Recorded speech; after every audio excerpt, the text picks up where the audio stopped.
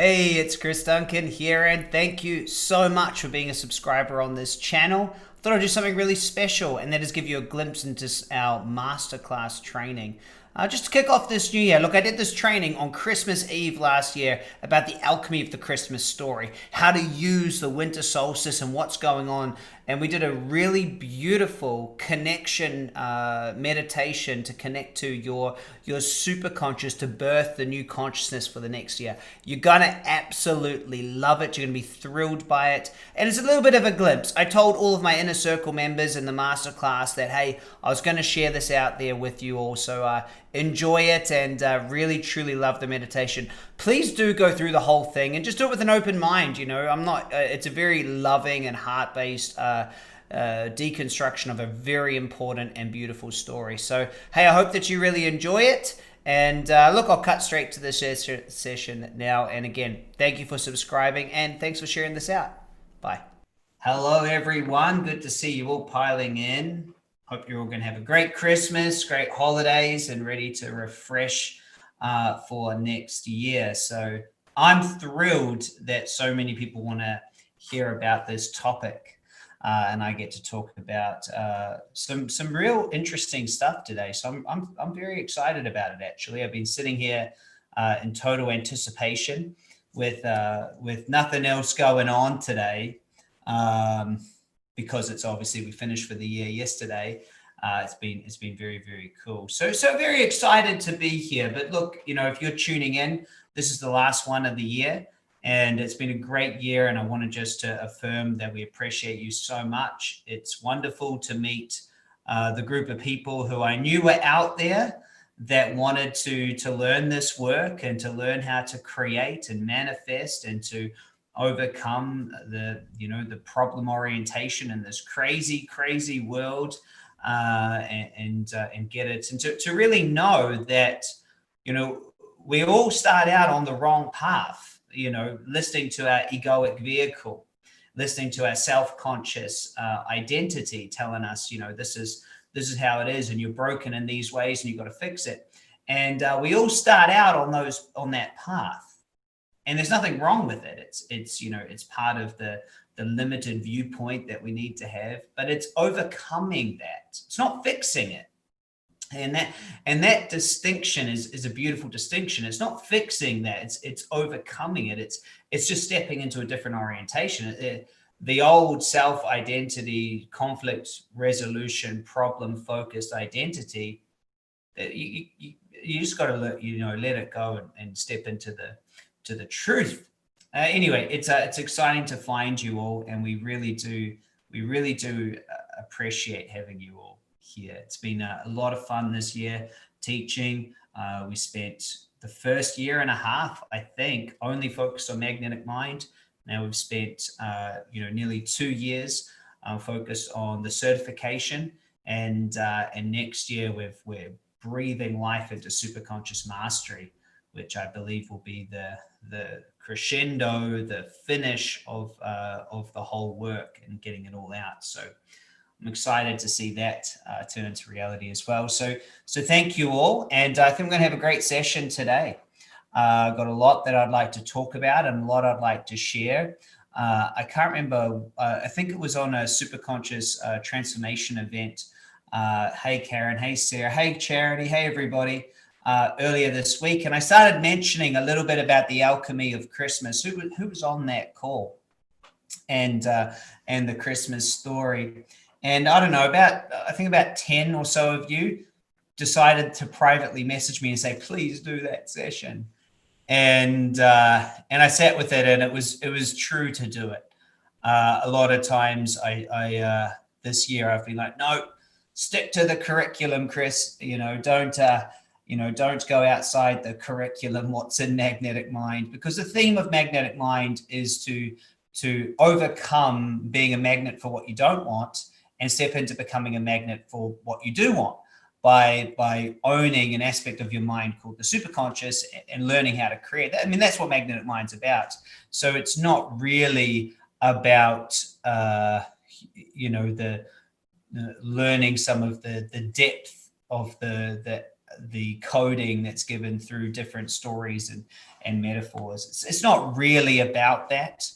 And even though it's not, I think this will be beautiful for everyone to decipher, to discuss, to honor, to experience, and everything else. So great to have all of you here, and I'm pumped to get into this. So the alchemy of the Christmas story and what's going on in this time, in this place, is a really, really interesting topic. You know, we talk about morphogenic fields a lot. And if you don't know what a morphogenic field is, it's a field structure, an energy structure that is created, and it is enhanced by the more people that do that work and step into that system. So the superconscious work, and each superconscious recode creates its own field. Well, there are some pretty big fields out there. And one of the biggest fields on the planet is the natural rhythms of this planet. You know, who would agree with that? Like the natural rhythms, you know, for at least 2,000 years at this time of the calendar that we made up, we have decided it's time to start thinking about something new. But it's actually a lot older than that, a lot older. And so the Christmas story is not a Christian story, and it's a much bigger story than that. And I want to start off by making sure that everyone understands this is it's a far bigger story, and the story that we're used to hearing is obviously the story of Jesus and the Christian story, and being born of Virgin Mary, and we know the manger, and we know Joseph and the three wise men, and we know this story. It's a story that's around. However, many of us don't know or haven't connected to that this isn't as a unique story as we might think. There was obviously a very marvelous and miraculous man that existed, and the story that we are given is actually a story that's a lot older than him. See, Horus was born on December 25th, born of a virgin. There was a star in the east. He was adored by three kings. He was a teacher at 12. He was baptized to ministry at 30. He had 12 disciples, 3000 BC. Krishna, born of a virgin, star in the east, performed miracles, was resurrected 900 BC from India. Attis, born of a virgin, born on the 25th of December, crucified, dead for 3 days, resurrected 1200 BC. Dionysus, born of a virgin, born on December 25th, performed miracles, king of kings, Alpha and Omega, was resurrected, Greece, 500 BC. Mithra, born of a virgin, born on, you guys getting the picture? Born on December 25th, 12 disciples, performed miracles, dead for 3 days, resurrected. Persia, 1200 BC, and obviously then Jesus Christ, born of a virgin, December 25th, star in the east, 12 disciples, performed miracles, dead for 3 days, and resurrected. So the story is much bigger. And, those are 6 examples that I was taught. Who's never realized this story was much bigger than just the one? Is this already, someone's already gone, holy moly. There's a lot. This story is very, very old. It's very ancient. And it has its roots in looking to the stars, okay? Looking to the stars. So, for those of you who have never lived in the Northern Hemisphere, okay, if you're from Australia or New Zealand, or maybe you live in Asia or somewhere in the middle of the world, well, at the winter solstice, okay, the sun goes down for 3 days at its lowest point. We have the longest day, which is typically around the 25th, and the actual physical sun actually starts rising again on the 25th, and it starts rising.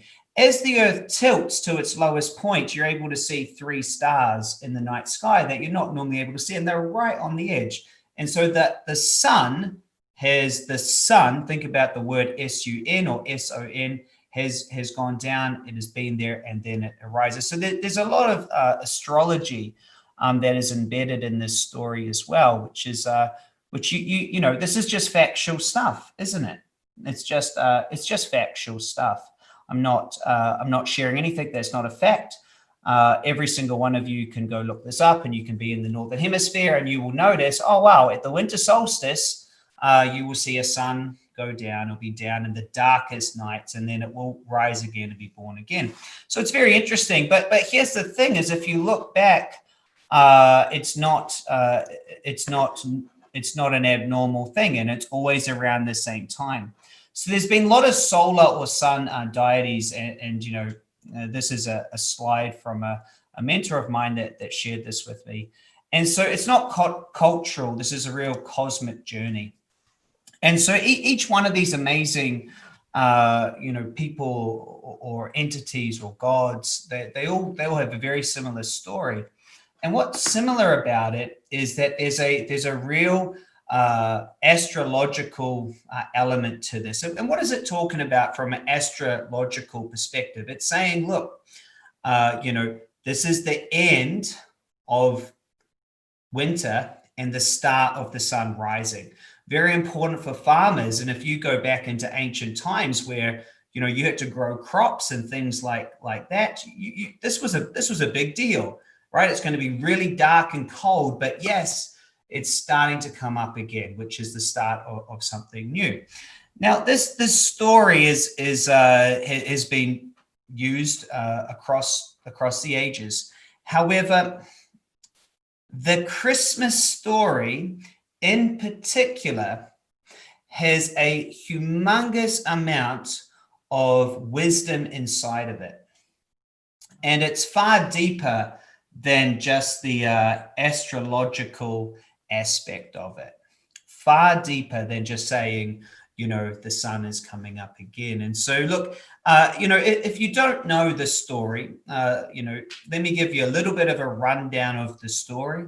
An angel appears to Mary, says, you know, you're going to have the Son of God, and you're going to call this son Jesus, and it'll be the Savior. You know, Mary's part of the Roman Empire, and her husband to be, Joseph, you know, is kind of worried all of a sudden, you know, why is my virgin wife now pregnant? He is also visited, said, hey, you know, like there's no problem here. This is actually Mary's been chosen to have the son of God. And so anyway, they have to go, and it's quite random actually in this story because they're in the Roman Empire. And I know, guys, I'm just brushing over this because maybe someone doesn't know the story. The Roman Empire is basically saying, hey, you know, we need you to go and fill in a registry. You need to fill in this registry because we need to know everyone who's a resident here so they can pay taxes. It's quite interesting. And so anyway, they're off to pay taxes. They're off to sign up at the registry to make sure that they pay taxes. And it's a big, slow journey. And as they go to the journey, they get there, but everyone's there to sign up on the registry. And so they can't there's no space at the inn. So they end up having to sleep in a stable. And the baby, the Savior, is born in a manger with the animals. And that's beautiful. There's a lot of other things going on. 3 wise men are coming in, which is very interesting. I'm going to explain all the symbolism inside of that. They come bearing gifts, gold, myrrh, and frankincense, which isn't literal. Again, it's another symbol, which I'm going to explain. And King Harold, who's a big Harold, is upset by all of this and is wanting to, you know, be deceivious on the side. And so then this baby Jesus goes on to do amazing things. Okay. So hey, I know for those of you who know the story in much more depth, I just wanted to make sure everyone kind of has the gist of this story. So then we can start breaking it down. And I want you to really, but how did I go, by the way? I'm sure my grandmother's sitting there telling me off because, man, I heard this story a lot of times when I was a kid and, you know, had to act it out and everything else. But that's the general gist of the story. So here's what I want you to really understand. The story is your story. It's my story. And it's expecting the arrival of your divine nature. And this is the truth. Christmas isn't really a time of of year. I wouldn't say Christmas is a time of year. It's a place for you to find yourself inside of it. Now, before I go into decoding everything that's inside, thanks, Amanda. As I go decoding, I just want everyone to be reminded that this is a story that that many different places, from Krishna, who was born of a virgin, performed miracles, resurrected when the star was in the east, from Mithra, which is Persian, to Greece, another one from Greece and Egypt, all got the same thing. So I just want you to stay in a bigger perspective, okay? A bigger perspective of this story. I want you to imagine that you're someone that has some wisdom, and you know, you want to get this wisdom out to the masses.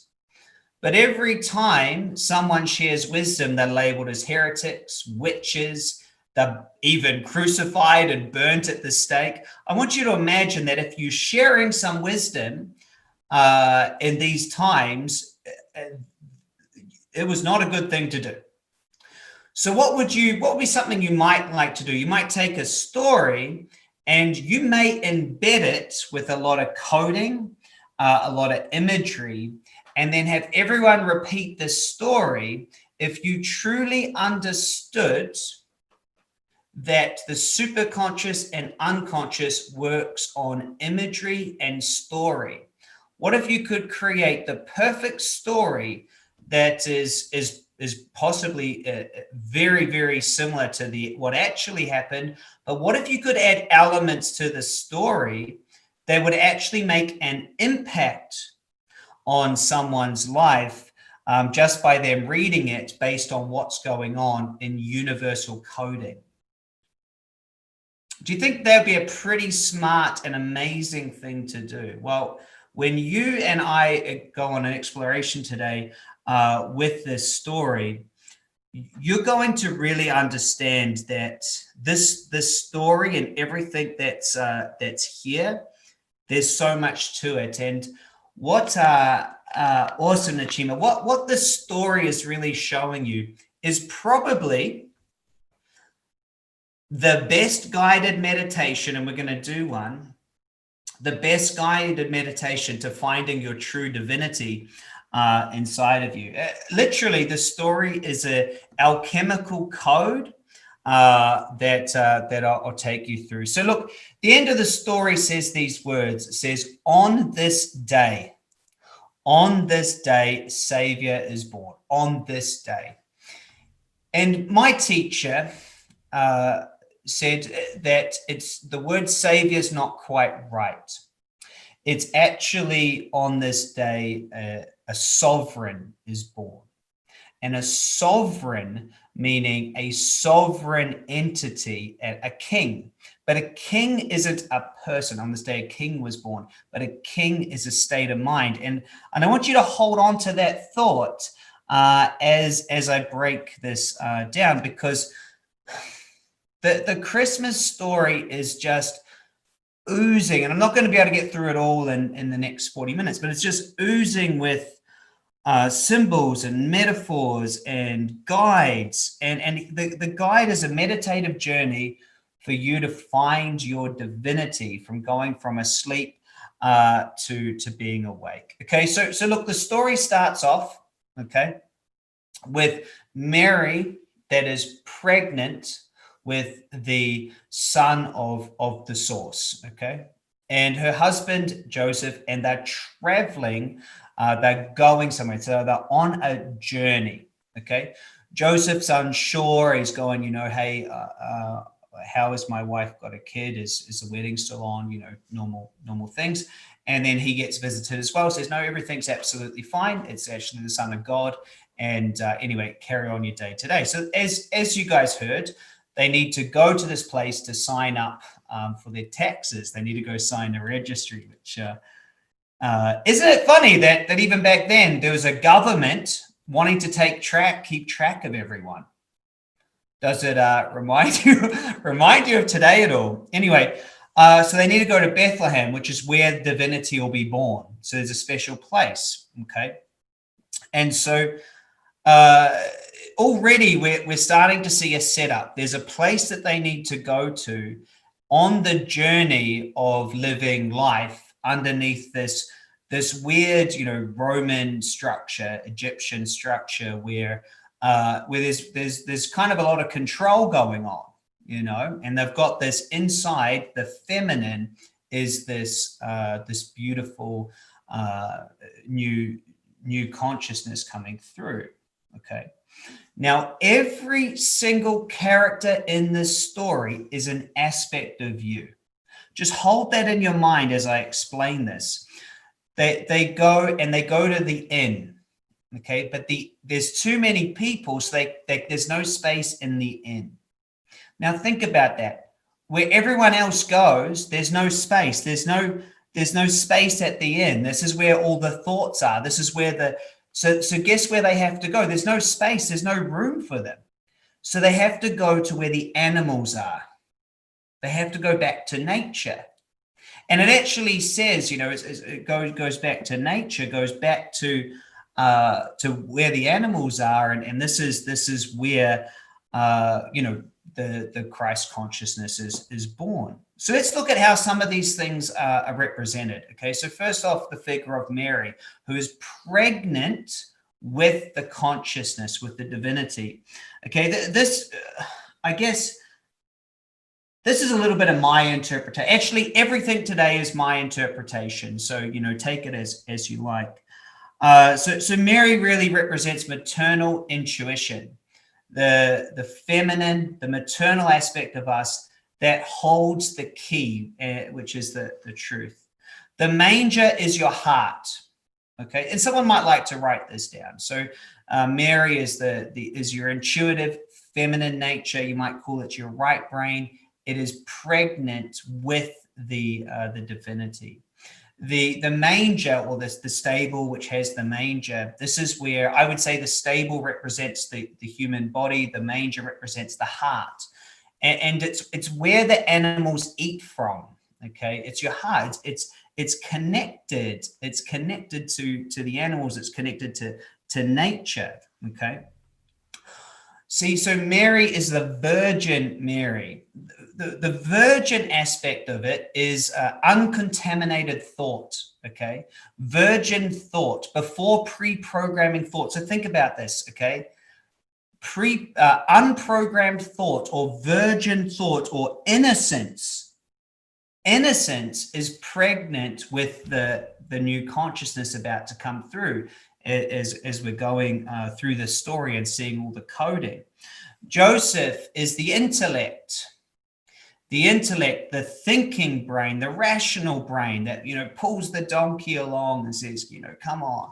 They're walking through the dark. You're in the darkness for a long journey together. So think about this, the intellect with the intuitive feminine, the masculine and the feminine. The masculine's thinking, hey, what's going on with this? How is this turned up? I didn't do that. Oh, it's from source. Oh, it's from source coming together. Okay, I trust. The intellect is trusting the feminine. They're going and birthing a consciousness. It's, to me, the intellect was taught. The intellect went to school. The intellect needs systems, the intellect thinks through things. Well, how could you be pregnant, but the intellect will also trust when given the correct instruction. So then there's obviously the donkey, which is our limitations. In some interpretations of the story, the donkey is kicking and you're pulling it and everything else. So could the donkey, could that be our old patterns, our old behaviors? No, I don't want to go to where the consciousness is being born. The rational mind is pulling, and the feminine mind is just going, well, I'm pregnant with this. We've got to get there, and we've got to go do what society wants us to do and sign up these papers. And so it's almost like the donkey is a little bit stubborn with everything. So they turn up and there's no room at the inn, and obviously that's where everyone else is. So it's not where everyone else is, it's going back to nature. It's being with the animals, and that's where it is. So when the consciousness is born, it gets wrapped up like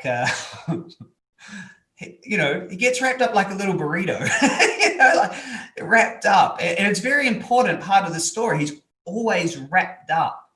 And to me, that's because consciousness is very precious.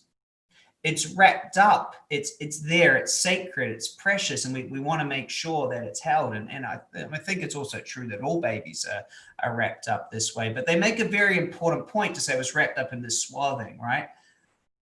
True. Is the swaddle. So it's wrapped up, and there's the baby that's there. So obviously the king and the three wise men hear about this amazing, in the story, this amazing savior. So the three wise men, really strange, three wise men decide to come over and pay, tribute and respect and adore this beautiful new Christ consciousness, this amazing divinity.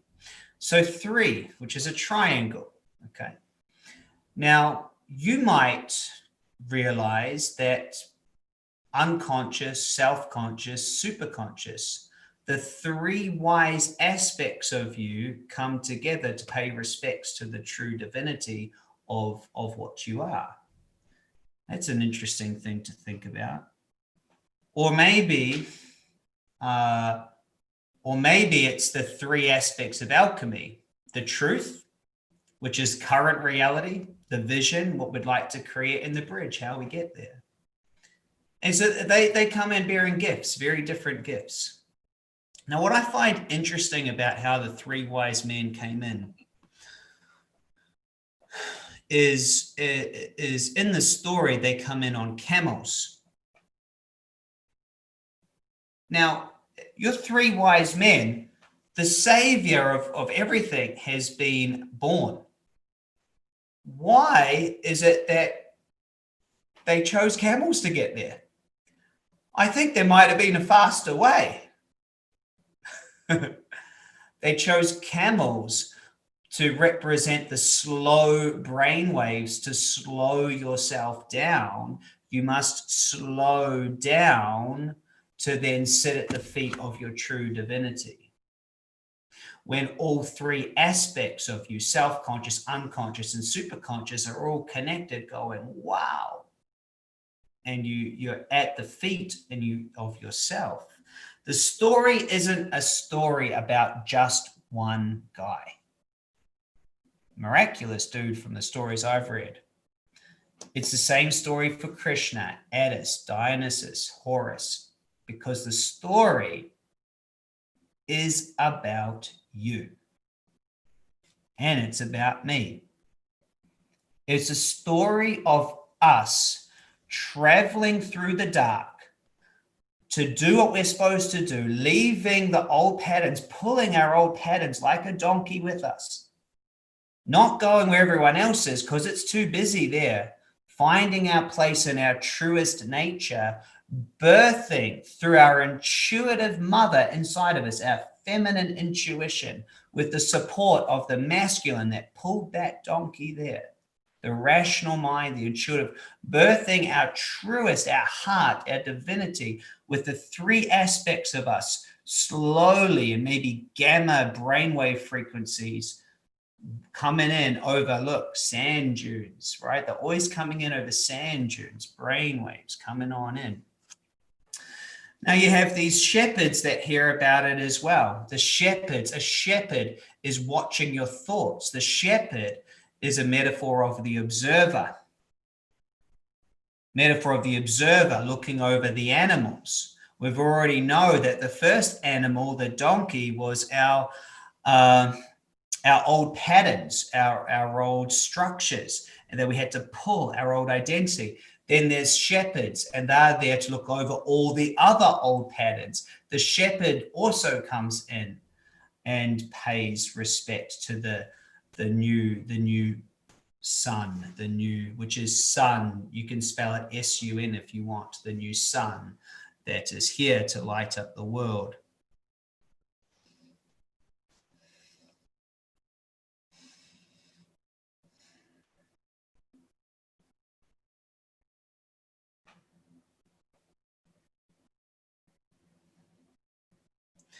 You know, Carl Jung talked a lot about archetypes and metaphors and stories. There's a lot of coding in this story. And there's so much more. But here's the gift. Here's the gift from all of you is as you feel into this perspective, and if you have read many of the teachings that came from this man, this Son of God, many of the stories will reiterate the fact that you can do what I can do. True. You can do what I can do. We're the same. And maybe that's exactly how it happened.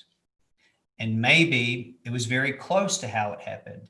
And maybe the most important thing is to get the true learning that each year we have a field of information that we can step into that's about remembering our own true divinity, our own true connection to source, that we are the drop in the pond of source consciousness.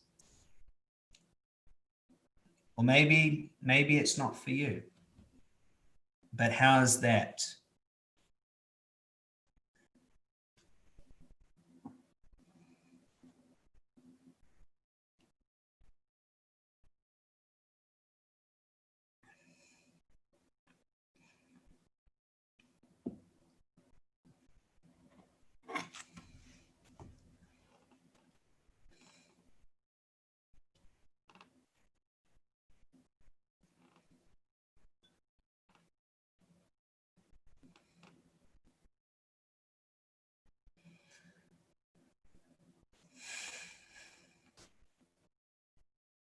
There's so much truth when we know what we're looking for. The great teachers throughout the time knew that the only way to have a human being connect to something, yeah, he did, is to have it in a story. Realize that stories are what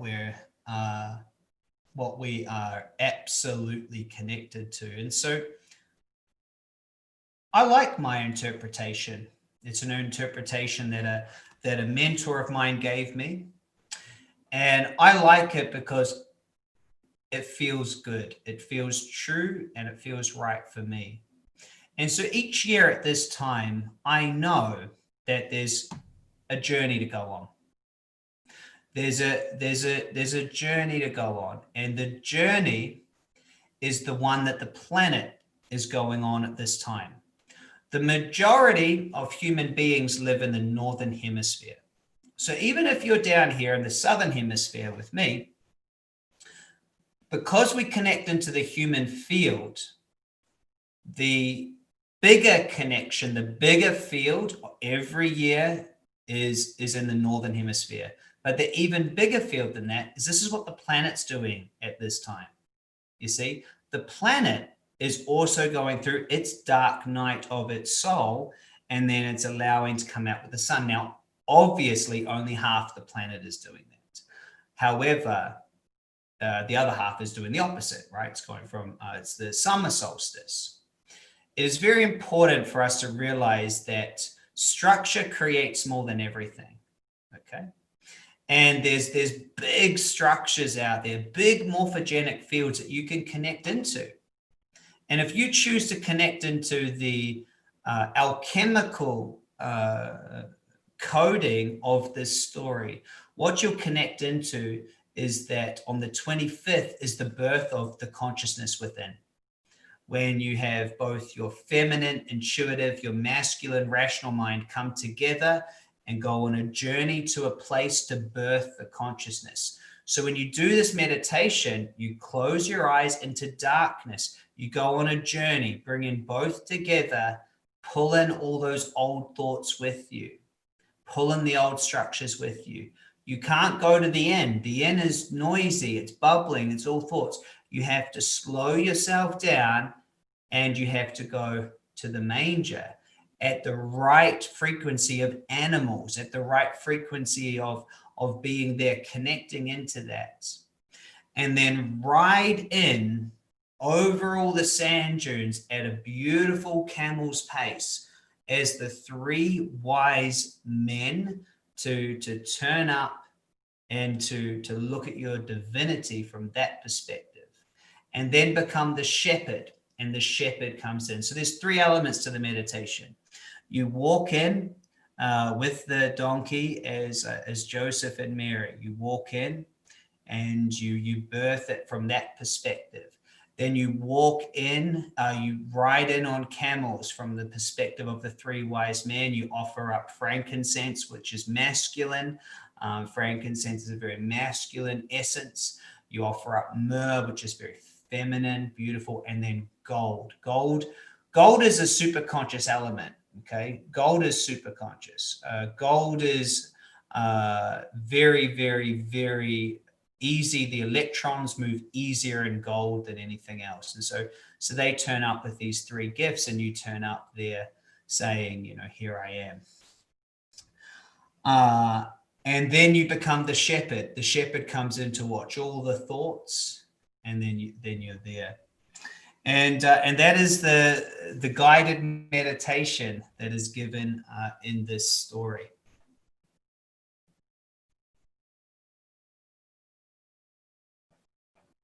There you go. There you go.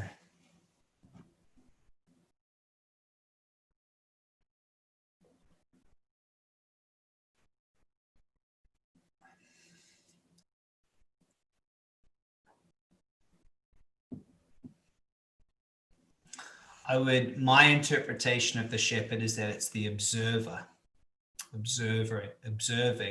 all the flock of all of our old patterns. Yeah, good patterns, bad patterns, all sorts. So, hey, I know that it's not what we normally do in Magnetic Mind, but it felt good. Felt good to share this with you. Felt good. There's a lot of wisdom and symbology out there from amazing humans that have lived over thousands of years that were not able to just state the truth. Does this make sense? They weren't able to just say, hey, you're powerful, or have this herb. Because if they did that, they wouldn't exist anymore. Does that make sense? It's just a it's just a true part of history. Okay, it's just a true part of history. And so therefore they shared it in code. They shared it in story. And we could examine this story even more, and a lot of cool stories, and realize the truth in it and what it's there for. And the other thing is your heart knows the truth. The heart knows the truth. I mean, we are literally a consciousness moving around a body and experiencing a human journey, whatever that journey is. And when you truly connect to that idea that you are the drop and you are the ocean, you know, you're both. You're the droplet and the ocean. The ocean is the full field, the source, everything, but you're also the drop. Once you do that, you have a lot of fun. So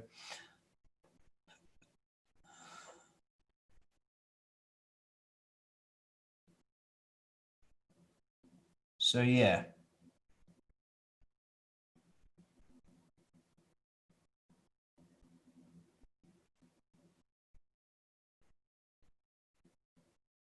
Feel blessed to share it with you guys. There's a lot out there, you know. First step is to ensure that you get into your creative structure. You know, doing the basics. Um, hmm. Hmm.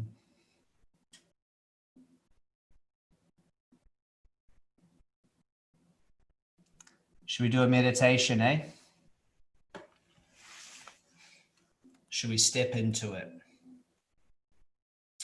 I don't know if you can feel it, but the field, as I'm sharing this, everyone here, witnessing the unraveling of this story, you can feel it. Is it true? You can feel it. Okay. We don't actually need to do the closed eye meditation, because most of us, and just let me know, let's go with if you can truly feel that the meditation took place as I shared the story, as you're already there, type in a number one. Type in a number one. I just want to see. Yeah. So that's it. Sometimes we think, oh, in order to meditate, I need to, hit this and do these, breathe in this nose 3 times and then out this nose, and then I have to hold my arms in a certain way, tongue on the top of my throat, and I have to sit this perfect thing. But most of the time, meditation is about getting in the end result of something. So we will still close our eyes, and we'll pay tribute to the story if we like, and connect to our innocence. Many of you may have already made the connection to the innocence meditation. Anyone smart enough to have already made the connection to the innocence meditation? All right, good.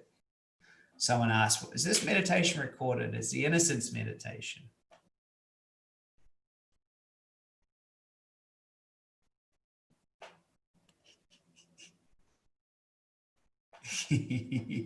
Some people just got it.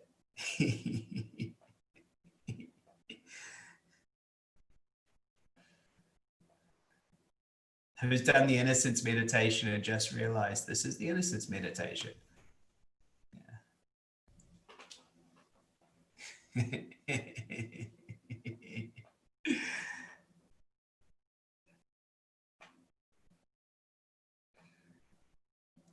Innocence meditation is a good one. Anyway, we'll do it.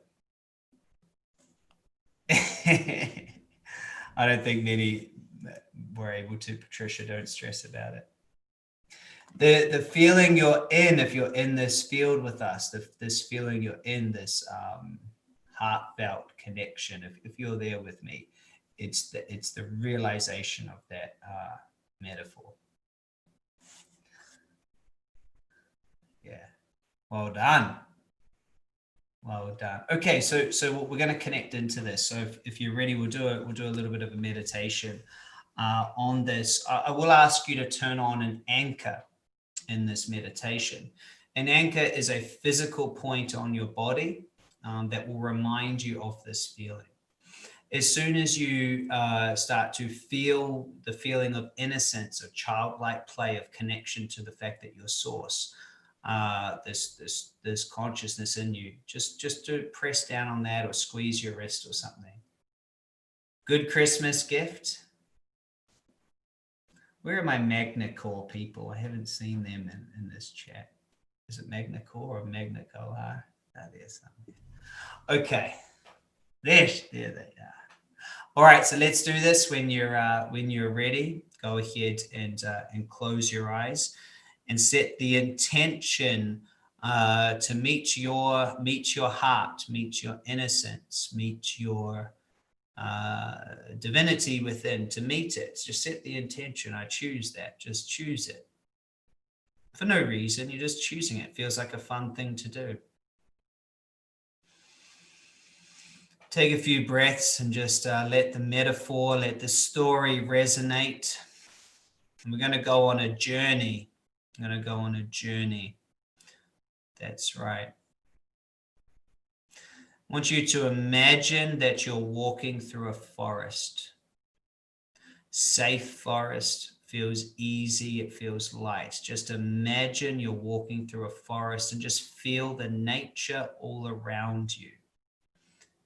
And just do your best to create all the imagery, the sounds, the feelings, everything you can of walking through a beautiful, relaxing, and just feel that sort of peace you feel when you're in nature. It's just a safe forest. It's open. It's, you know, it's just beautiful. Just hear the noises around you and maybe the twigs and the sticks underneath your feet crackling, and maybe the wind in your hair, and just imagine you're walking at the perfect speed down a beautiful track in a forest that just feels so good.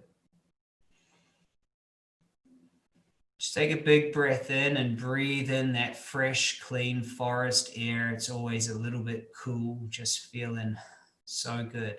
And just walk through this forest as it just gets more dense and dark as you walk in the forest. It feels good though. The track is easy, it's light, you feel happy, like you've been here before. And just walking through the forest, feeling great. Up ahead of you, there's a fork in the road. You could go left, you could go right. But you know that left is the right way to go. So just take it down the left path as you just walk in the forest. And you notice up ahead of you, there is an opening, a clearing, an end. And as you walk through the forest, it's like you're leaving the old you behind as you get closer and closer to the end. You see the opening, and outside it's beautiful. It's sunlight. It's beautiful. As you're walking out, you get closer to this opening. You notice there's purple, violet flowers to the left and to the right of you, as far as you can see. Just imagine purple, violet flowers everywhere. So you get to the opening and you step out into the sunshine. You can feel just the perfect amount of sun on your skin, feeling so great. And you just walk down this path just in total bliss. Leaving the forest behind you, you notice up in front of you, there's a sacred structure. And you know it's sacred. You get a feeling. You get a feeling. That's the place to be. You're guided to want to go inside. There's something special there for you. So you walk on over, just feeling good. Imagine you walk on over. And this sacred structure can be a tree house, it can be a tent, it can be a pyramid, a church, a house, whatever it is for you. Just notice that it feels sacred, it feels true. Could just be a stable. Whatever it is, it feels right, and you feel like you need to go inside. Walking on over, feeling good. And if you're feeling connected to yourself, you can squeeze your anchor on if you like. Walking inside this sacred space, you feel it instantly. There's something here for you. Just take a few breaths inside of your heart as you notice and ask yourself, what is it? What's here? Walking inside this absolute beautiful sacred space, you see a crib in front of you. You see a crib. In that crib, there's a beautiful baby, and it doesn't seem weird. It seems right. Beautiful baby, just happily sitting there. Connect to that baby. Connect to the innocence, the childlike innocence of that small human being, that little soul, and just take a moment to connect to its purity. It's just joy. It's literally, it's love wrapped up, and just connect to it.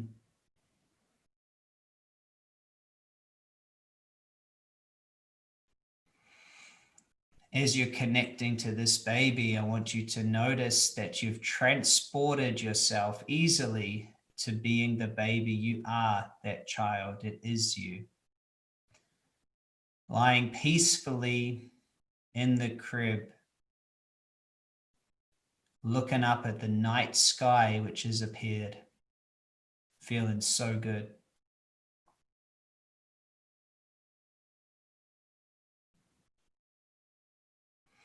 As you look up to the night sky, notice the awe you feel looking up and seeing all the stars, the blackness, noticing what's out there. Maybe there's a shooting star.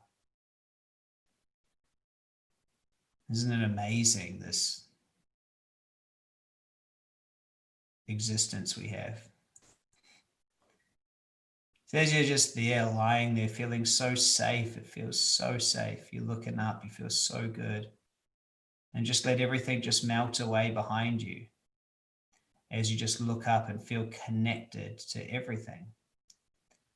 Let everything melt away behind you, almost like it's falling away from you, and you just feel great. All your beliefs, your thoughts, your worries, concerns, just melting away.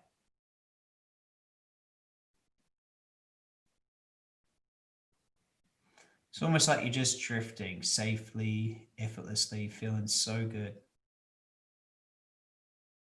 And just gracefully allow yourself to feel it. As you gracefully come back into your body, just easily, just floating back in, just so easy into your body, feeling good, feeling connected. Bringing all the stories, the metaphors, the meditation, bring it all together.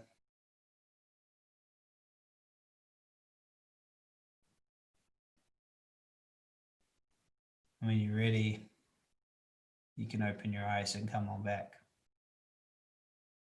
Feeling great. Yeah, it's interesting, isn't it, when you connect into this aspect of you, everything does slow down. Feeling gratitude. Feeling peace. It's a wonder that that's always available to us at any moment. Yet we spend so long in so many unsatisfying emotions for no real reason, is it? Just because some old pattern has put us there.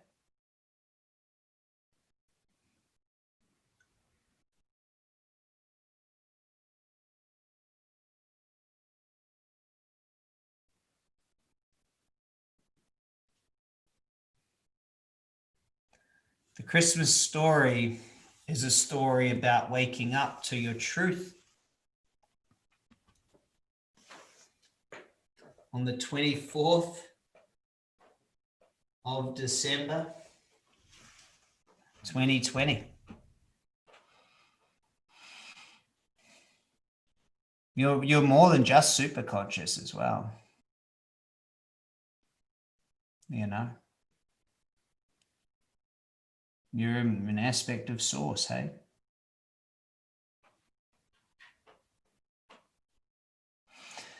"2020 was a 4-year.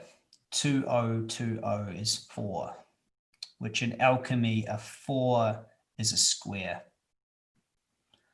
Square is matter. A square comes after a triangle year. However, the next year, 2021, is a 5. A 5 is has a diagonal on the front, almost like an arrow. So it looks,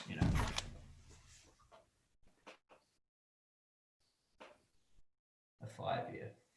Okay, a 4-year is just a square.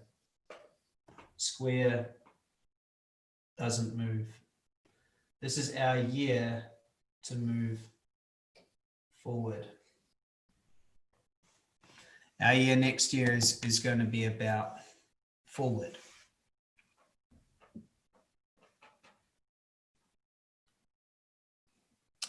Someone's helped me out. It's called a pentagon. Chris clearly didn't pass geometry. It's true. Yeah, it's a forward. It's moving forward. Moving forward. So, you know, we get to move forward. Last one was 2012. That was the last time it was a 5. 2011 was the last time it was a 4. So, you know, it's an exciting year, exciting for us to move forward. So, hey guys, I really thanks for those of you who enjoyed today's session. I did enjoy stepping into. Well, hey, I've never taught that before, actually.